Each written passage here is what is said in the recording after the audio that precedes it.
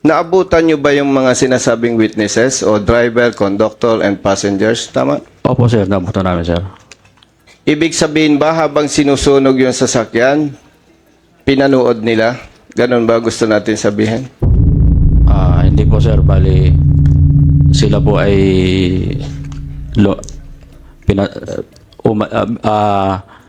nung nasusunog po yung sasakyan, sila po ay pinapunta sa likod.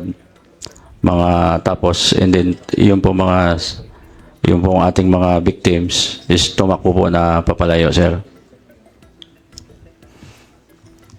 Base doon sa investigation ninyo, sinasabi ba ng witness na walang cover o may cover ang mukha ng suspects? According to witnesses, sir, bago nila pinatigil po nila yung sasakyan, wala pong takip sa mukha, sir. Then, nung nagsunog na, Nung umakit na, sir, kasi may dalawang umakit, sir, may umakit po sa sasakyan, sir. Naglagay na po, sir, ng takip sa mukha, sir. okay. Nangyari ang incident noong January 31, 2024. Tama, no? 7:30. Yes, sir, yes, sir. And according to your report, nakatanggap ng telephone call ang inyong office 8 o'clock in the evening. Tama? Yes, sir, yes, sir. So, 30 minutes after the incident. Yes, sir. So, ikaw kasama ng iyong PNCO nag-proceed sa site of incident. Tama? Yes, sir. Then after that, immediately, nag-request kayo ng dragnet operations do sa mga kalapit na police station. Tama ba? Yes, sir.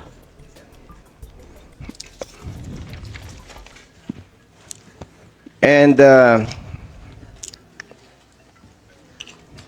totoo ba na the following day, February 1, nakatanggap kayo ng tawag mula sa Mulanay Police Station na sinasabing merong 4 na lalaki na nag-check-in sa Mikasa Resort. Tama ba? Yes, sir. Okay. So, base doon sa na-receive ninyong information from Mulanay Municipal Police Station, nag-proceed kayo, ikaw at ang tauhan mo, sa Mikasa Resort. Tama? Yes, sir. At nakausap mo doon itong sinasabing 4 na suspects. 4. Yes, sir. Okay. Totoo ba na nung makaharap mo, ninyo, pinictura ninyo itong sinasabing suspect? Yes, sir. But may permission No. ka? Yes, sir. Kung ano lang, Mr. Chair, yung tanong natin, yun po ang sagutin. Yes, sir. Pinicturan mo itong 4 na tao. Yung kasamahan ko po, sir, na pala, sir. Okay, sige. At ginawa ninyo yon base na rin sa sinasabing information ng witnesses na 4 ang nagsunog. Tama ba? Yes, sir. Yes, sir. Okay. Then, Mr. Chair, after mapicturean ng personnel ng Katanawan Police Station, yung mga suspects, bumalik na kayo sa police station. Tama? Yes, sir. At yung mga pictures, ipinakita ninyo doon sa witnesses. Opo, sir. Then after that, bumalik uli kayo sa Mikasa Resort. Yes, sir. At in-invite ninyo yung 4 na suspects. Opo, sir. Then iniharap uli ninyo sa witnesses. Yes, sir. Then after that, mula sa imbitasyon, inaresto na ninyo yung 4 na suspects. Tama? Yes, sir. Okay. Now, first witness, yung katabi ng police. Ito na lang first. Yan. Ikaw, taas kamay mo. Yes. Nakita mo ba yung suspects na nagsunog? Yes or no? No, sir, no. Witness ka ba o hindi? Saksi lang po ako nung nakakita ko ng tao nung hindi pa nangyayari ang sunog. Ah, saksi ka. Ikaw ba yung... Ano bang pangalan mo, kapatid, Mr. Chair? Chief of Tanod lang po ako. Ah, tanod ka. Okay. Anong pagkakaalam mo? Bakit ka nandito? Ano yung... Pwede mo bang banggitin? Maikli lamang. Hinunan po ako nilang salaysay. Tungkol lang po dun sa aking nakita. Anong nakita mo, kapatid? Nung po ako'y dumaan, may 3 lalaki po sa side ng kaliwang kamay Mr. ko. Chairman, sorry for the indulgence. I would like to remind my good friend Congressman Busita na kailangan protektahan natin yung pangalan, identity ng ating witness. Okay.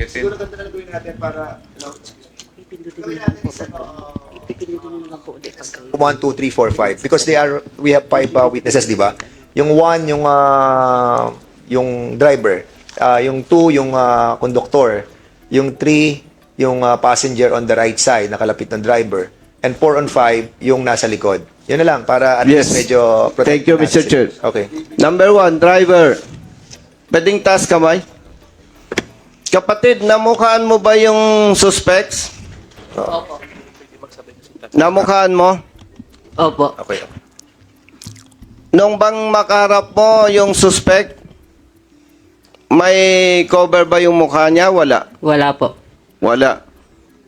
Anong distansya mo sa kanya para sabihin mong nakaharap mo siya? Mga 1 metro po mula sa harapan ng bus. Yun yung sinasabing nung pumara pa lang. Siya po yung, ano po, yung galing sa left side. Sa left side. Opo, May binabanggit na may firearms sila. Totoo ba? Opo sir. Marunong ka bang kumilala ng firearms ng baril? Opo. Sa tingin mo, yung baril na dala, 45, 38 o anong klaseng baril? 45 po sir. 45. Yung nakita mo ba, pwede mo bang i-describe? Mataas, maputi, o ano ba? Ang nakita ko po sir yung nagpababa sa akin sa driver side, mababa lang po siya tapos nakasalamin po. So may 45 siyang dala. Opo, opo. Kaliwa, kanan. Kanan po. Kanan. Yung conductor.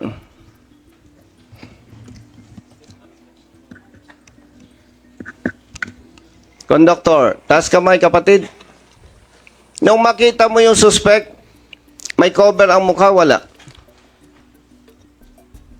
Wala po. Wala. Saang parte doon sa insidente, saang parte mo nakita yung sinasabi mong suspect na walang cover? Sa kanan po. Sa labas ng bus. Opo. Tama? Mga anong distansya mo? Siguro po mga mga 3 meters. May baril din ba? Wala. Meron po. Anong baril niya? 45 po. 45. Third witness. Kapatid, taas kamay. Pasahero ka ba? Yes, Your Honor. Okay. Nung makita mo ba yung suspect or suspects, may cover ang mukha? Wala. Wala po.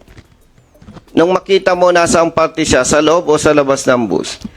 Habang nananakbo po kami, may 3 lalaking nakatayo sa kanang bahagi at sa kaliwang bahagi po. Habang ay isa. nananakbo.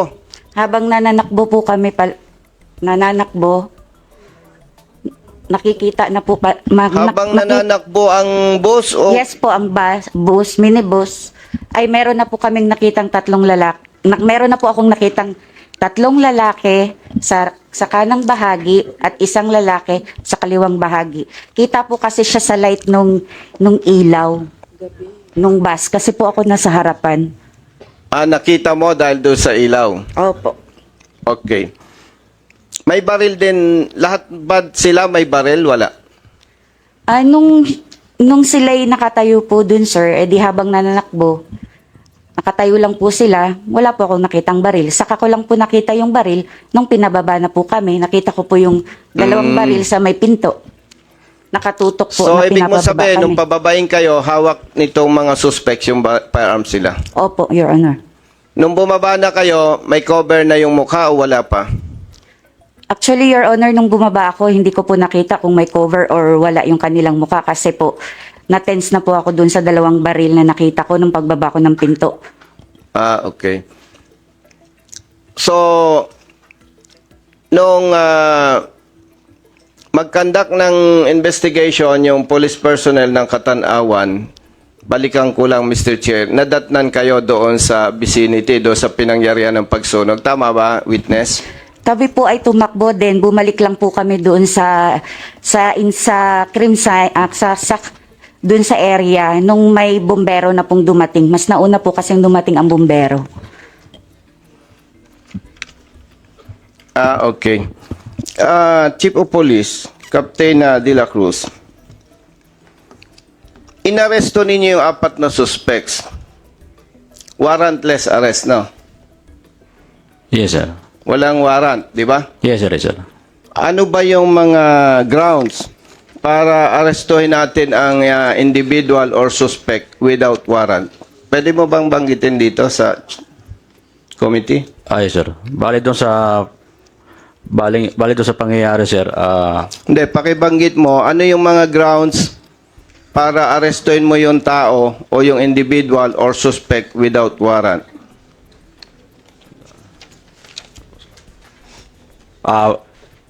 Pag ang isang tao, sir, ay wanted, sir. Tapos, in his my presence, nakakommit siya ng crime. And then, may personal knowledge ako, sir, na kumumit siya, sir, ng crime. Anong personal knowledge mo? Di ba,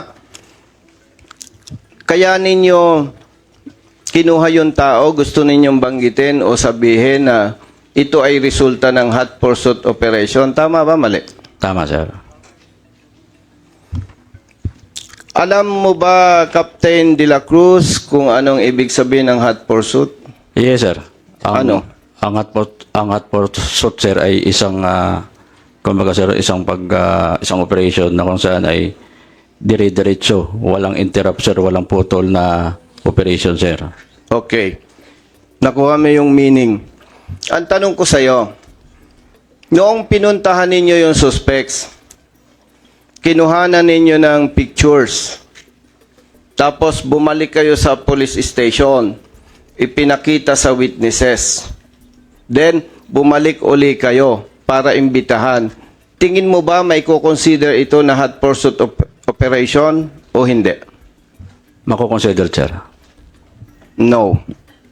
Nagputol-putol na eh. Kasi kung hot pursuit yan, yung first lang na nag-engage kayo, nakaharap mo, kung ikaw ay may personal knowledge at strongly believe ka na itong mga ito yung suspects, immediately inarrest mo.